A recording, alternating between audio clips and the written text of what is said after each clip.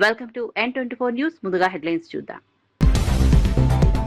APPSC మూల్యాంకనంలో అక్రమాలపై Chandrababu తీవ్ర ఆగ్రహం. Paper valuation లో ప్రైవేట్ వ్యక్తుల ప్రమేయమాన్ని ప్రశ్న. ఉద్యోగార్థుల భవిష్యత్తుతో ఆడుకుంటే శిక్ష తప్పదని హెచ్చరిక. ఏబీపీఎస్సీని ప్రక్షాళన చేస్తాం, అక్రమాలకు చెక్ పెడతామని వెల్లడి. సోనియాను విమర్శించే స్థాయి బండి సంజయ్కు లేదన్న చామల కిరణ్. సోనియా పుణ్యంతోనే తెలంగాణ వచ్చిందన్న ఎంపీ. తెలంగాణ కోసం సోనియా చేసిన త్యాగాన్ని మర్చిపోవద్దన్న Chamala. BJP BRS match fixing లో ఉన్నాయంటూ చామల ఫైర్. అధికార దుర్వినియోగం చేస్తే ప్రభుత్వ పునాదులు కదులుతాయన్న జగన్. చంద్రబాబు ప్రభుత్వానికి రోజులు దగ్గర పడ్డాయంటూ జగన్ హెచ్చరిక. రాబోయే ఎన్నికలే లక్ష్యం, పార్టీని బలోపేతం చేయండన్న జగన్. ప్రజా సమస్యలపై పోరాడండి కార్యకర్తలకు జగన్ పిలుపు. బీజేపీలో గ్రూప్ రాజకీయాల వల్లే పదవులు దక్కలేదన్న రాజాసింగ్. ఢిల్లీకి వెళ్లి ఫిర్యాదులు చేయడం మానుకోండన్న వ్యాఖ్య. తెలంగాణ బీజేపీలో అంతర్గత విభేదాలపై రాజాసింగ్ కీలక వ్యాఖ్యలు. నేతల మధ్య గొడవలతో కార్యకర్తల్లో గందరగోళం జరుగుతోందన్న రాజాసింగ్. 22A భూముల విషయం రేవంత్ కు ముందే తెలుసన్న హరీష్ రావు. 40,000 ఎకరాల వ్యవహారంపై సీఎం ఎందుకు స్పందించలేదన్న హరీష్. రేవంత్ పొంగులేటి కలిసి 22A వ్యవహారం నడిపిస్తున్నారా అని వ్యాఖ్య. 22Aతో 1000 కుటుంబాలకు ఇబ్బంది పెడుతున్నారని వెల్లడి. ఆంధ్రప్రదేశ్ పబ్లిక్ సర్వీస్ కమిషన్ మూల్యాంకన ప్రక్రియలో గతంలో తీవ్ర అక్రమాలు, నిబంధనల ఉల్లంఘనలు జరిగాయని సీఎం చంద్రబాబు నాయుడు ఆరోపించారు. పేపర్ వాల్యుయేషన్ లో వైఫల్యాలు చోటు చేసుకుంటున్నాయని, ప్రైవేట్ వ్యక్తుల ప్రమేయం కూడా ఉందని అసెంబ్లీలో ఆగ్రహం వ్యక్తం చేశారు. పరీక్షల నిర్వహణలో పారదర్శకత, ప్రతిభకు ప్రాధాన్యత ఉండాలని స్పష్టం చేశారు. వ్యవస్థలో తప్పులు చేసిన వారు ఎంతటి స్థాయిలో ఉన్నా శిక్ష తప్పదని చంద్రబాబు హెచ్చరించారు. ప్రభుత్వ ఉద్యోగుల నియామకాల్లో ప్రతిభకు మాత్రమే ప్రాధాన్యత కల్పించేలా చర్యలు తీసుకుంటామని తెలిపారు. గతంలో జరిగిన తప్పిదాలను పూర్తిగా పరిశీలించి బాధ్యులను గుర్తించాల్సిన అవసరం ఉందన్నారు. పేపర్ మూల్యాంకనంలో అనుభవం లేని లేదా నిబంధనల విరుద్ధంగా వ్యవహరించిన వ్యక్తుల ప్రమేయం ఉంటే కఠిన చర్యలు తీసుకోవాలని అధికారులను ఆదేశించారు. నిరుద్యోగ యువత భవిష్యత్తులో ఆటలు ఆడే విధంగా వ్యవస్థ ఉండకూడదని అన్నారు. పరీక్షలపై అభ్యర్థులకు నమ్మకం కలిగేలా పూర్తి పారదర్శకత తీసుకురావాలని సూచించారు. హైదరాబాద్ పంపించారు, ప్రైవేట్ ఏజెన్సీకి ఇచ్చారు. అంటే ఎంత బరిదెగింపో దీన్ని గుర్తి ఆలోచించుకోవాలి. సెకండ్, మళ్ళీ మాన్యువల్ ఎవాల్యుయేషన్ ఐలాండ్కి పంపించారు. ఐలాండ్కి పంపించడానికే అవకాశం లేదు. అది కూడా కాన్ఫిస్కేటెడ్ ప్రాపర్టీ, అగ్రిగోల్డ్, ఆ ప్రాపర్టీకి పంపించారు. అక్కడ మాన్యువల్ ఎవాల్యుయేషన్ చేస్తారు. మాన్యువల్ ఎవాల్యుయేషన్ చేశారని కోర్టు అడిగితే కాదు, మేము డిజిటల్ చేసామని చెప్తారు. మళ్ళీ మాన్యువల్ ఎవాల్యుయేషన్ చేయడానికి డబ్బులు పే చేస్తారు, అఫిషియల్గా పే చేస్తారు. కోర్టుని తప్పుదారి పట్టించే పరిస్థితికి వస్తారు. అదే మరిగా పార్ట్ 3 దిశ మాన్యువల్ ఎవాల్యుయేషన్ సర్వీస్ కమిషన్ ఆఫీస్లో కొత్త చైర్మన్ వచ్చిన తర్వాత అక్కడ కూడా మొత్తం వైలేషన్ చేసి ఇష్టానుసారంగా చేసే పరిస్థితికి వచ్చారు. నెక్స్ట్, ఇక్కడ దశ మీరు ఒకసారి చూస్తే part 1 digital online evaluation at Hyderabad 97 ఎవాల్యుయేటర్స్ని ఇష్యూ చేశారు. 25 మంది కంప్లీట్లీ అనాథరైజ్, చేసిందే ఇల్లీగల్, ఇల్లీగల్లో కూడా ఇల్లీగల్ మళ్ళీ. That is what they have done. రెండోది హైలాండ్లో చేశారు. సెకండ్, ఇది మాన్యువల్ చేశామని చెప్పారు కానీ డిజిటల్ చేశారు. 66 మంది ఎవాల్యుయేటర్స్ ఆర్ యూస్డ్. వీళ్ళందరూ కూడా అనాథరైజ్. కడాన దిశ వాళ్ళ పేరు చూస్తే electricians, plumbers, data entry operators, drivers, construction workers కూడా ఉన్నారు. అంటే గ్రూప్ 1 సర్వీసెస్ని ఎవాల్యుయేట్ చేసే వాళ్ళు అధికార దుర్వినియోగానికి పాల్పడితే ప్రజల్లో కార్యకర్తలు ఆగ్రహం పెరిగి చంద్రబాబు ప్రభుత్వ పునాదులు కదులుతాయని వైఎస్ఆర్సీపీ అధినేత వైఎస్ జగన్ హెచ్చరించారు. కార్యకర్తలను ఉద్దేశించి మాట్లాడిన ఆయన రాబోయే ఎన్నికలను లక్ష్యంగా చేసుకుని ఇప్పటి నుంచే పార్టీని బలోపేతం చేయాలని పిలుపునిచ్చారు. మరో ఏడాదిలోపే జగనన్న పాదయాత్ర ప్రారంభమవుతుందని పేర్కొన్నారు. ప్రజా సమస్యలపై గట్టిగా పోరాడాలని కార్యకర్తలకు సూచించారు. చంద్రబాబు ప్రభుత్వం ప్రజలకు వెన్నుపోటు తప్ప మరేమీ చేయలేదని జగన్ విమర్శించారు. అధికారంలో ఉన్నవారు ప్రజలను ఇబ్బంది పెట్టకుండా సంక్షేమం, అభివృద్ధిపై దృష్టి పెట్టాలని అన్నారు. కాబట్టి ఖచ్చితంగా గట్టిగా పోటీ ఎదుర్కొందాం. ఎన్ని ఇబ్బందులు పెట్టినా కూడా కళ్ళు మూసుకొని కళ్ళు తెరిచేసరికి ఇంకొక సంవత్సరంలో జగనన్న పాదయాత్ర స్టార్ట్ అవుతుంది, ఇంకొక సంవత్సరంలో ఎన్నికలు జరుగుతాయి అనేది మనల్ని నడిపించే విధంగా మనం ఎదురును ట్యూన్ చేసుకుందాం, గట్టిగా యుద్ధం చేద్దాం. చంద్రబాబు నాయుడు ప్రజలకు చేసింది ఏమీ లేదు. ప్రజలకు చేసింది చంద్రబాబు నాయుడు గారి పాలనలో ఈ వెన్నుపోటు పార్టీ ప్రజలకు చేసింది ఒకటి వెన్నుపోటు పొడవడం తప్ప ఇంకా చేసింది ఏమీ లేదు. కాబట్టి ఖచ్చితంగా గెలుస్తాము. లాస్ట్ ఎలక్షన్స్లో మీరు తిరిగినారు, ప్రతి గ్రామంలోనూ కార్యకర్తలందరినీ కూడా మీరు గుర్తుపడతారు. ప్రతి గ్రామంలోనూ ఆ కార్యకర్తలకు అందరికీ తోడుగా ఉండే కార్యక్రమాలు దగ్గరుండి చేయమని చెప్పి కూడా నేనే వేనన్న కూడా చెప్పిన. వేనన్న మంచి లీడరు, వేనన్న మంచి లీడరు. మీ భుజస్కంధాల మీద వేనన్నను గెలిపించే బాధ్యత కూడా మీ భుజస్కంధాల మీదనే పెడతా ఉన్నాను. తెలంగాణలో పాలిటెక్నిక్ విద్యార్థుల ఆందోళనలు కొనసాగుతున్నాయి. జీవో 97 రద్దు చేయాలని డిమాండ్ చేస్తూ మహబూబాద్ జిల్లా కేంద్రంలో విద్యార్థులు రోడ్డెక్కారు. తమ డిమాండ్లను ప్రభుత్వం వెంటనే పరిష్కరించాలని కోరుతూ కలెక్టరేట్ ముట్టడికి ప్రయత్నించారు. విద్యార్థులను పోలీసులు అడ్డుకోవడంతో అక్కడ ఉద్రిక్త పరిస్థితులు ఏర్పడ్డాయి. ఈ సందర్భంగా పోలీసులు విద్యార్థుల మధ్య వాగ్వాదం చోటు చేసుకుంది. విద్యార్థులు తమ భవిష్యత్తుకు సంబంధించిన సమస్యలపై ప్రభుత్వం స్పష్టమైన నిర్ణయం తీసుకోవాలని డిమాండ్ చేశారు. జీవో 97 వల్ల తమ విద్యా ఉద్యోగ అవకాశాలపై ప్రభావం పడుతుందని ఆందోళన వ్యక్తం చేశారు. శాంతియుతంగా నిరసన తెలిపేందుకు ప్రయత్నిస్తున్న తమను అడ్డుకోవడం సరికాదని విద్యార్థులు అన్నారు.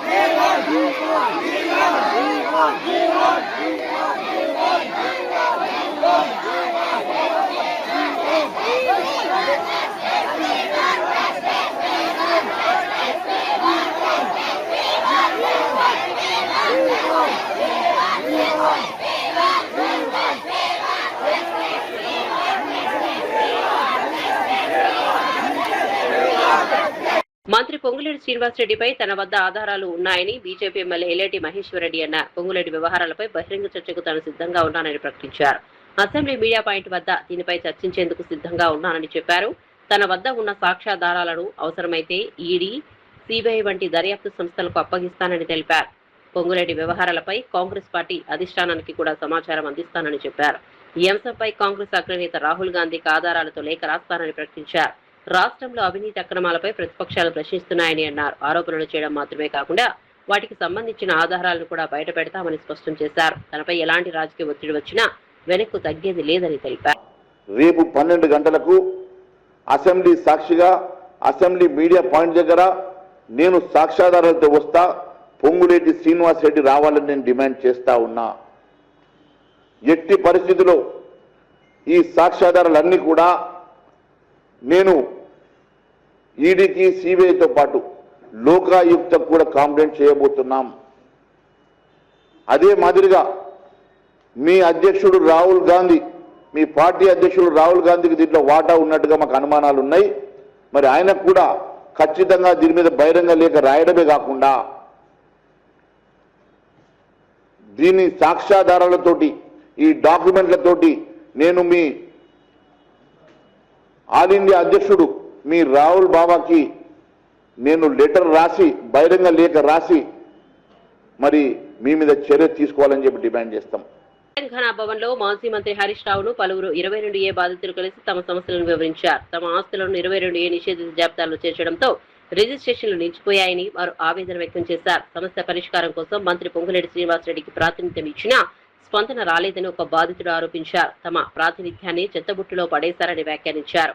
22A పేరుతో రిజిస్ట్రేషన్ కాని భూములను స్వాధీనం చేసుకునేందుకు కుట్ర జరుగుతోందని ఆరోపించారు. భూముల యజమానులను భయపెట్టి కమిషన్లు వసూలు చేస్తున్నారని సంచలన ఆరోపణలు చేశారు.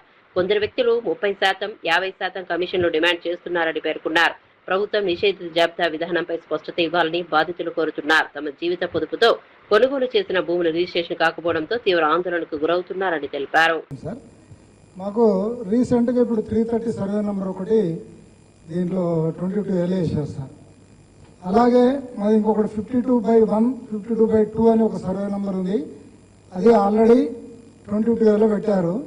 సేమ్ ఇందాక మిత్రుడు చెప్పినట్టు మా ఫ్రెండ్ ఒక అతను రిజిస్ట్రేషన్ చేసుకొని మమ్మల్ని అప్రోచ్ అయ్యింది, ఇట్లా రిజిస్ట్రేషన్ ఆపేశారు, రిఫ్యూజల్ చేశారని. అది కోర్టు ద్వారా ఆర్డర్ కూడా వచ్చింది సార్. సుప్రీంకోర్టులో కూడా గవర్నమెంట్ ఓడిపోయింది. అయినప్పటికీ కూడా పొంగులేటి శ్రీనివాసరెడ్డి గారికి నేను రిప్రజెంటేషన్ ఇచ్చాను, తీసి బుట్టలో పడేశాడు. ఇప్పటి వరకు 22A నుంచి తీసేయట్లేదు సార్. అది ఎన్ని రోజులైంది పొంగులేటి శ్రీనివాసరెడ్డి కలిసి? నేను ఇచ్చి ఆల్మోస్ట్ జూలై 25 ఇచ్చాను సార్. నేను జూలై 25వ తారీఖు ఆయన కలిసి దరఖాస్తు ఇచ్చాను సార్. ఏమన్నాడు? కలిస్తే దీన్ని పరిశీలన చేస్తామని. మాకు ఓవర్సీ కూడా ఉంది సార్, ఆక్యుపెన్సీ రెవెన్యూ సర్టిఫికేట్ కూడా ఉన్నప్పటికీ కూడా మా ల్యాండ్ని తీసుకుపోయి 22Aలో పెట్టారు. సో దానికి కన్సర్న్ మా మినిస్టర్, మా ఎమ్మెల్యే గారికి, గాంధీ గారికి ఇచ్చాము, అట్లనే ఇక్కడికి ఇచ్చాము, ఆ తర్వాత ఆయనకి ఇచ్చాము. ఎవరు పట్టించుకోలే. ఇప్పుడు మొన్న మళ్ళీ కలిస్తే ఈ 22Aలో ఇప్పుడు ఇవన్నీ పెట్టారు కదా, తీసేస్తారు, ఇది కూడా తీసేస్తారు అంటున్నారు. ఆయనే ఉరేసుకునే పరిస్థితి సార్. ఆయన నిజంగా చెప్తున్నా. అట్లా ఎవరు ఉరేసుకునే పరిస్థితి? ఇప్పుడు ఎవరైతే అమ్ముకున్నాడో అతను డబ్బులు రావట్లేదు సార్. సేమ్ ఇందాకదే బ్యాంకు అమౌంట్ అంతా లోన్ శాంక్షన్ అయి ఉంది, లోన్ రావట్లేదు. ఈయన కొన్ని డబ్బులు తీసుకున్నాడు, అతనికి రిజిస్ట్రేషన్ అయిపోయింది, రిఫ్యూజల్ డాక్యుమెంట్ రిక్వెజిషన్ నంబర్ ఇవ్వట్లేదు సార్. ఎంతమందికి ఉంది ఇట్లా సమస్య? అట్లా ఇప్పుడు ఇద్దరికి ఉంది సార్. అందులో ఒక ఆయన ఒక క్యాండిడేట్ ఆల్రెడీ. యాదాద్రి జిల్లాలో వేలాది ఎకరాల భూములను 22A నిషేధిత జాబితాలో చేర్చిన వ్యవహారంపై మాజీ మంత్రి హరీష్ రావు మరోసారి తీవ్ర ఆరోపణలు చేశారు. మంత్రి కోమిటిరెడ్డి వెంకటరెడ్డి 4 నెలల క్రితమే యాదాద్రి జిల్లాలో సుమారు 40,000 ఎకరాలు 22Aలో పెట్టారని ముఖ్యమంత్రి రేవంత్ రెడ్డికి చెప్పారని హరీష్ రావు పేర్కొన్నారు. అయినప్పటికీ ముఖ్యమంత్రి ఎందుకు స్పందించలేదని ప్రశ్నించారు. ఈ వ్యవహారం ముఖ్యమంత్రి దృష్టికి వెళ్లినప్పటికీ చర్యలు తీసుకోకపోవడం అనేక అనుమానాలకు తావిస్తోందని అన్నారు. రేవంత్ రెడ్డి, మంత్రి పొంగులేటి శ్రీనివాసరెడ్డి కలిసి ఈ వ్యవహారం నడిపిస్తున్నారని అనుమానం కలుగుతోందని ఆరోపించారు. ప్రజల ఆస్తులను నిషేధిత జాబితాలో చేర్చడం వల్ల వేలాది కుటుంబాలు ఇబ్బందులు పడుతున్నాయని తెలిపారు. రిజిస్ట్రేషన్ నిలిచిపోవడంతో ఆస్తి యజమానులు కార్యాలయాల చుట్టూ తిరుగుతున్నారని అన్నారు. ప్రభుత్వం వెంటనే 22A అంశంపై స్పష్టమైన విధానం ప్రకటించాలని డిమాండ్ చేశారు. నిజమైన భూ యజమానులకు ఎలాంటి నష్టం జరగకుండా చర్యలు తీసుకోవాలని కోరారు. 40,000 ఎకరాలు పెట్టిండ్రు. వెంటనే అదే రోజు ముఖ్యమంత్రి స్పందించుంటే, అదే రోజు రేవంత్ రెడ్డి విచారణకు ఆదేశించుంటే ఇదంతా జరుగునా? ఇవాళ ఇన్ని లక్షల మంది ఇలా ఆగమైదురా అంటే దీన్ని బట్టి మనకి ఏమర్థమవుతుంది? రేవంత్ రెడ్డి, పొంగులేటి గారు ఇద్దరు కూడబలుకొనే ఇది చేసిండ్రు అని ఇలా స్పష్టంగా మనకు అర్థమవుతుంది. ఇది మనం చెప్పలే, మీ మంత్రే చెప్తుండు, మీ కొలీగ్ కోమటిరెడ్డి వెంకటరెడ్డే చెప్పిండు. 40,000 ఎకరాలు యాదాద్రి జిల్లాలో ప్రాహిబిషన్లో పెట్టిండ్రని 4 నెలల కిందనే నేను రేవంత్ రెడ్డికి చెప్పినా అన్నాడు. అయినా రేవంత్ రెడ్డి ఎందుకు నిశ్శబ్దంగా ఉన్నాడు, ఎందుకు సైలెంట్గా ఉన్నాడంటే ఇదంతా నీకు తెలిసే జరుగుతుంది అని అర్థమవుతా ఉంది. ఇప్పుడు నీకు తెలియక జరిగింది అనుకో. ఇప్పుడు ఈ మోసం ఏంటంటే, ఇక్కడ బాధ కలిగేది ఏంటంటే ఆఫీసర్లు చేసినారు సారీ అంటున్నారు. ఒక ఆఫీసర్కి ఇంత ధైర్యం ఉంటుందా? ఇన్ని లక్షల ఎకరాలు, ఇన్ని జిల్లాల్లో, ఇన్ని కోట్ల ప్రాపర్టీలను నిషేధిత జాబితాలు పెట్టే ధైర్యం ఆఫీసర్లకు ఉంటుందా? రేవంత్ రెడ్డి గారు చీటికి మాటికి చిన్న చిన్న దానికే విజిలెన్స్ ఎంక్వైరీ అంటాడు, సిఐడి ఎంక్వైరీ అంటాడు. మరి దీని మీద ఎందుకు ఎంక్వైరీ చేస్తలేవు? విజిలెన్స్ ఎంక్వైరీ, సిఐడి ఎంక్వైరీ చేసి దీన్ని బయటకు తీయాలి కదా. ఎందుకు ఏ ఎంక్వైరీ ఆదేశిస్తలేవు? కోట్లాది మంది ప్రజలు ఇలా నిద్ర లేకుండా చేసినావు నువ్వు. ఈ తమ్ముడు చెప్పిండు కదా ఇప్పుడు, పాపం రాజేషు, ఇంకొక తమ్ముడు శ్రీనివాసు, వాళ్ళ పరిస్థితి ఏందో మనం చూసినాం. ఇంట్లో ఆడోళ్ళు పరిశాన్ చేస్తుండ్రు, ఇదెందుకు గొన్నవాన్ని లొల్లి పెడుతుండ్రు అంటుండ్రు శ్రీనివాస్. అంటే ఎన్ని కుటుంబాలు ఎంత టెన్షన్ పడుతున్నాయి. రేవంత్ రెడ్డి నిజంగా నీకు సంబంధం లేకపోతే తక్షణమే పొంగులేటి శ్రీనివాసరెడ్డి బర్తరఫ్ చేయి. పొంగులేటి శ్రీనివాసరెడ్డి బర్తరఫ్ చేసి మొత్తం ప్రాపర్టీలు మళ్ళీ యథావిధిగా తీసుకురా. ఆయన ప్రజల్ని ఎందుకు ఇబ్బంది పెడుతున్నారు మీరు? ఇప్పుడు ఏమంటున్నారు? ప్రజలు పోయి దరఖాస్తులు పెట్టుకోవాలి, ప్రజలు పోయి ఆఫీసులలో అప్లికేషన్లు పెట్టుకోండి. అప్లికేషన్లు పెడితే రాజేష్ దరఖాస్తు పెడితే 25 రోజుల దాకా ఎంఆర్ఓకే చేరలేదు. మా రెడ్డి గారు చెప్పిన అప్లికేషన్ పెడితే కలెక్టర్ ఆఫీస్కి పోతే సొప్పేయమంటుండు.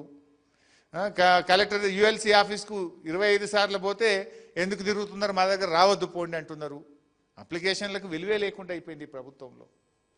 ఇప్పుడు పెట్టింది మీరు, ప్రాహిబిషన్లో పెట్టింది మీరు, ఏ భూములు పెట్టినరో మీకు తెలుసు. మరి ఆ భూములను తీసేయండి. దానికి ప్రజలను ఎందుకు గోసపుచ్చుకుంటున్నారు? ప్రజలు వాళ్ళ వ్యాపారాలు ఆఫీసులకు పోకుండా ప్రభుత్వ కార్యాలయాల చుట్టూ తిరుగుడెందుకు? ఈ లంచాలు ఎందుకు? ఈ పర్సెంటేజ్లు ఎందుకు? ఈ కమిషన్లు ఎందుకు? ప్రజలను ఎందుకు గోసపుచ్చుకుంటున్నారు? తెలంగాణ సీఎం రేవంత్ రెడ్డిపై కొండా సుష్మిత తీవ్ర వ్యాఖ్యలు చేశారు. తనను లక్ష్యంగా చేసుకుని విమర్శలు చేస్తే రేవంత్ రెడ్డి కుటుంబానికి సంబంధించిన మరిన్ని వ్యవహారాలను బయటపెడతానని హెచ్చరించారు. ప్రస్తుతం రేవంత్ రెడ్డి సోదరుడికి సంబంధించిన 200 కోట్ల రూపాయల భూ కుంభకోణం గురించి మాత్రమే మాట్లాడుతున్నానని ఆమె పేర్కొన్నారు. తనకు కౌంటర్ ఇస్తే కుటుంబానికి సంబంధించిన అన్ని స్కామ్లను బయటపెడతానని వ్యాఖ్యానించారు. ఈ వ్యవహారంపై తన వద్ద మరిన్ని వివరాలు, ఆధారాలు ఉన్నాయని ఆమె చెప్పుకొచ్చారు. రాజకీయంగా తనపై విమర్శలు చేసినా భయపడేది లేదని స్పష్టం చేశారు. ప్రజా జీవితంలో ఉన్న నేతలు తమపై వచ్చే ఆరోపణలకు సమాధానం చెప్పాల్సిన బాధ్యత ఉందన్నారు. మరోవైపు 80 ఏళ్ల వయసున్న వ్యక్తికి ఎమ్మెల్యే టికెట్ ఇస్తానని చెప్పడం హాస్యాస్పదంగా ఉందని వ్యాఖ్యానించారు. ఈ రోజు ఈ తమ్ముందు ఒక 200 కోట్లది ఒకటే చెప్పిన, ఒకవేళ ఎవరైనా నాకు కౌంటర్ ఇచ్చిందనుకోండి మిగతా కూడా బయటికి తీయాల్సి వస్తుంది. సో ఎవరు కౌంటర్ ఇచ్చినా బయటికి తీసి సీతా దయాకర్ గారికి కూడా పదవి ఇచ్చినావు నువ్వు. సీతా దయాకర్ గారు ఏం చేసిందే పార్టీకి? అసలు ఎక్కడ పార్టీ ఆమె ఎక్కడి నుంచి వచ్చింది? ఆమెకు చైర్మన్ పోస్ట్ ఇచ్చినావు నువ్వు. కొండాపుల్లికి ఎందుకు ఇయ్యలేదు అని అడుగుతాను నేను, మీరందరూ అడగాలి. కరీంనగర్ జిల్లా సైదాపూర్ మండలంలోని దుద్దెనపల్లి గ్రామంలో మంత్రి పొన్నం ప్రభాకర్ నిర్వహించిన పల్లెపల్లెకు పొన్నం కార్యక్రమంలో స్థానికులు పలు సమస్యలను ఆయన దృష్టికి తీసుకొచ్చారు. గ్రామంలో 20 లక్షల రూపాయలతో నిర్మించిన పల్లె దవాఖానాను, పశువులకు ఉచిత గర్భపోష నివారణ శిబిరాన్ని మంత్రి ప్రారంభించారు. అనంతరం రైతు వేదికలో గ్రామస్తులతో సమావేశం నిర్వహించారు. ఇటీవల గ్రామంలో వేసిన సీసీ రోడ్ల విషయంలో స్థానిక సర్పంచ్, పంచాయతీ ఏఈ పట్టించుకోవడం లేదని కొందరు గ్రామస్తులు ఫిర్యాదు చేశారు. రైతులు యూరియా బస్తా కోసం కూడా ఇబ్బందులు పడుతున్నారని మంత్రి దృష్టికి తీసుకొచ్చారు. వ్యవసాయ అవసరాలకు సరిపడా ఎరువులు అందుబాటులో ఉండేలా చర్యలు తీసుకోవాలని కోరారు. మరోవైపు ఇటీవల అంగన్వాడీ ఉద్యోగాల భర్తీలు, ఎస్సీ రిజర్వేషన్ కు సంబంధించిన అవకతవకలపై మాదిగ మహిళలు మంత్రి పొన్నం ప్రభాకర్ కు వినతి పత్రం అందించారు.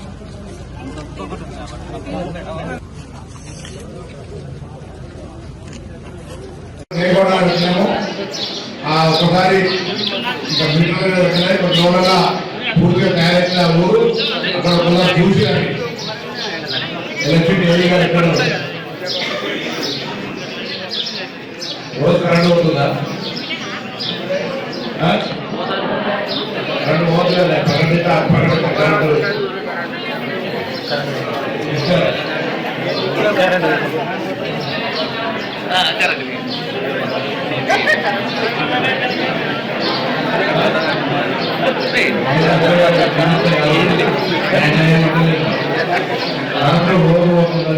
రోజు పోతుంది కదా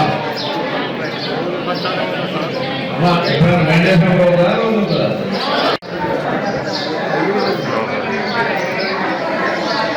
ఓకే ఓకే ఓకే రైట్. ఏ గారు కరెంటుకు సంబంధించి రాష్ట్ర ప్రభుత్వం నుంచి ఎక్కడ కూడా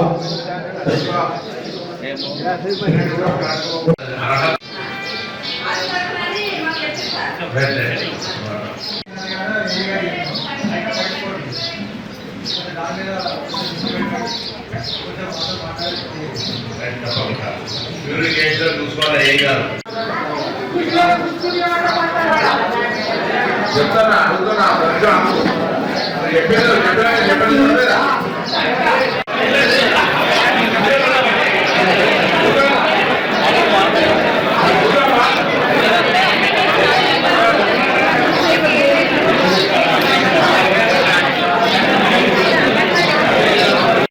ప్రభుత్వంపై మల్కాజ్గిరి ఎంపీ ఈటెల రాజేందర్ తీవ్ర ఆరోపణలు చేశారు. హైడ్రా పేరుతో ప్రభుత్వం వేలాది ఎకరాల భూములను లాక్కుంటోందని విమర్శించారు.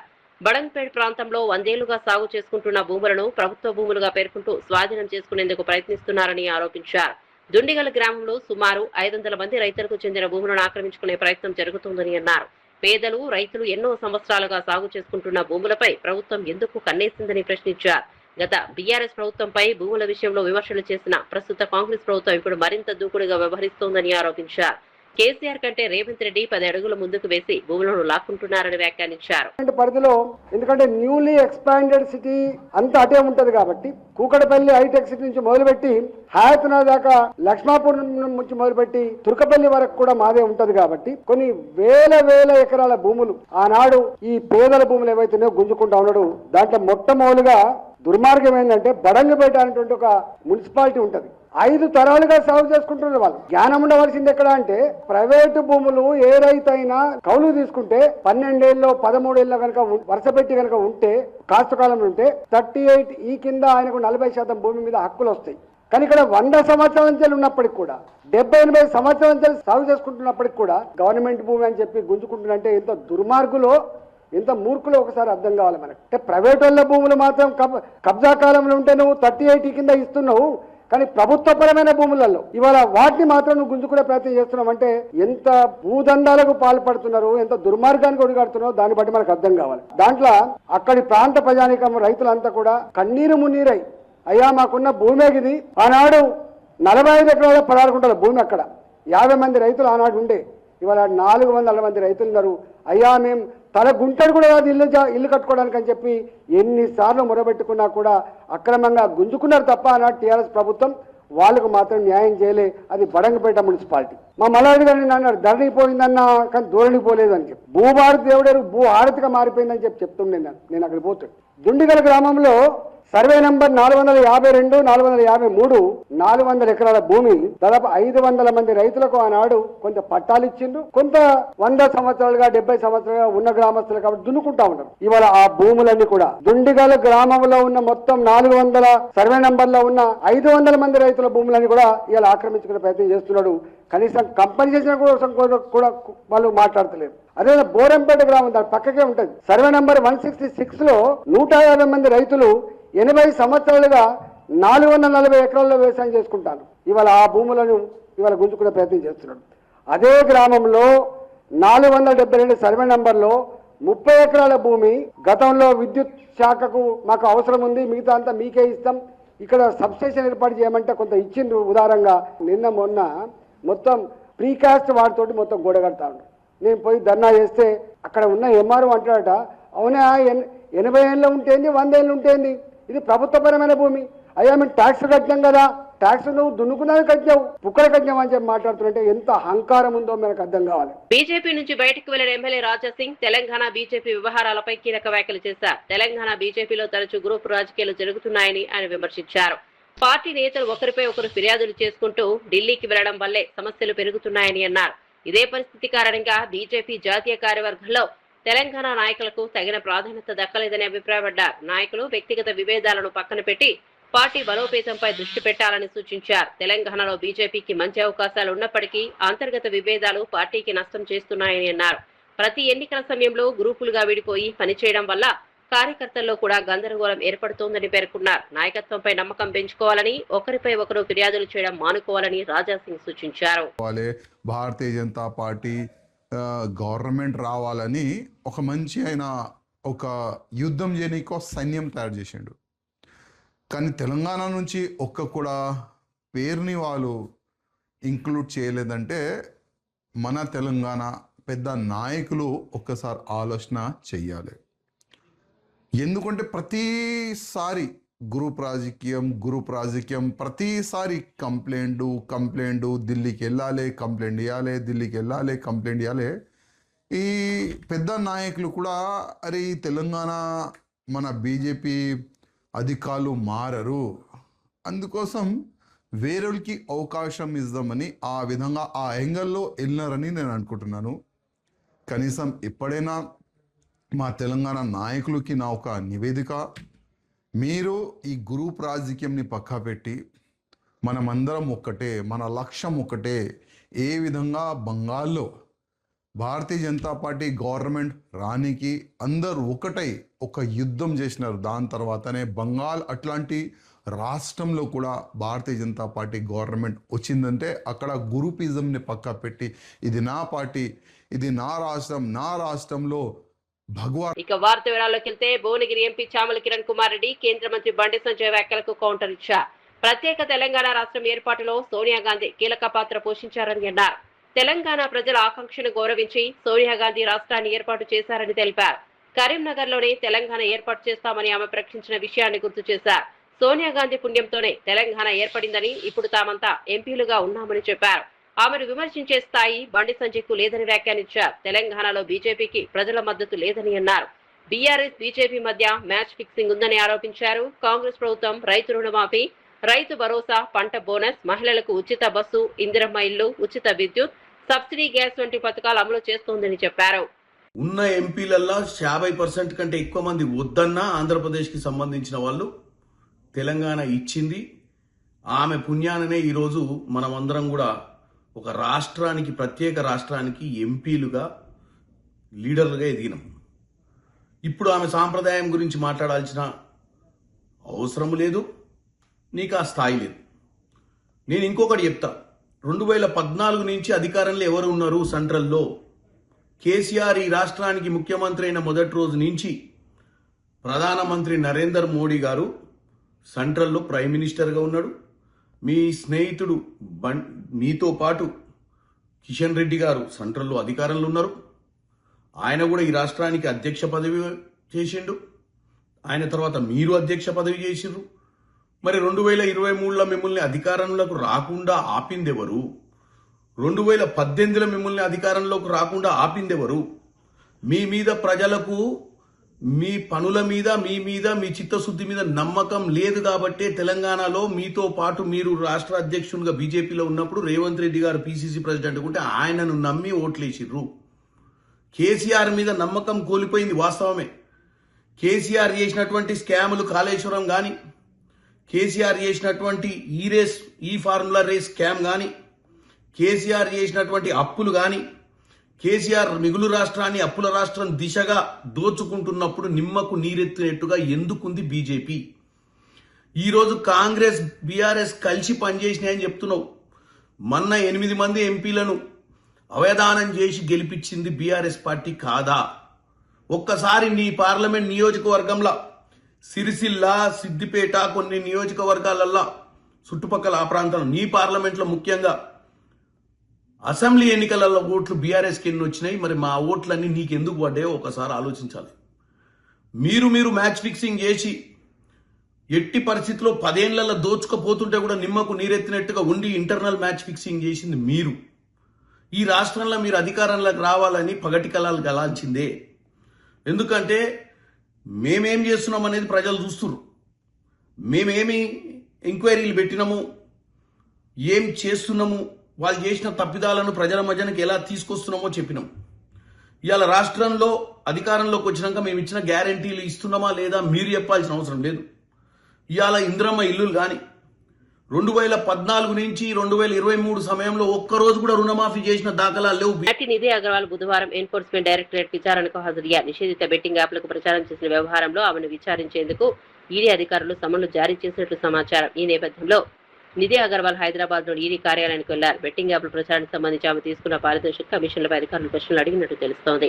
నిషేధిత ఆన్లైన్ బెట్టింగ్ యాప్లకు సెలబ్రిటీలు ప్రచారం చేయడం, వాటి ద్వారా వచ్చే ఆదాయంపై దర్యాప్తు సంస్థలు దృష్టి సారించాయి. ఇప్పటికే పలువురు సినీ ప్రముఖులు, సోషల్ మీడియా ఇన్ఫ్లుయెన్సర్లను ఈడీ విచారించినట్లు సమాచారం. నిధి అగర్వాల్ కు సంబంధించిన ప్రచార ఒప్పందాలు, చెల్లింపుల వివరాలను అధికారులు పరిశీలిస్తున్నట్లు తెలుస్తోంది. బెట్టింగ్ యాప్ల నుంచి ఆమెకు ఎంత మొత్తంలో పారితోషికం అందింది, ఎలాంటి కమిషన్లు చెల్లించారనే అంశంపై ప్రశ్నించినట్లు సమాచారం.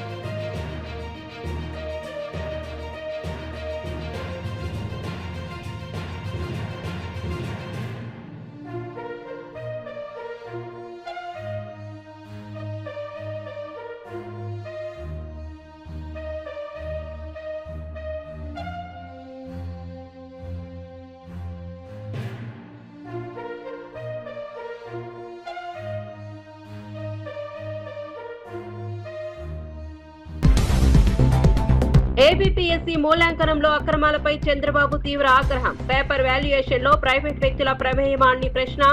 ఉద్యోగార్థుల భవిష్యత్తుతో ఆడుకుంటే శిక్ష తప్పదని హెచ్చరిక.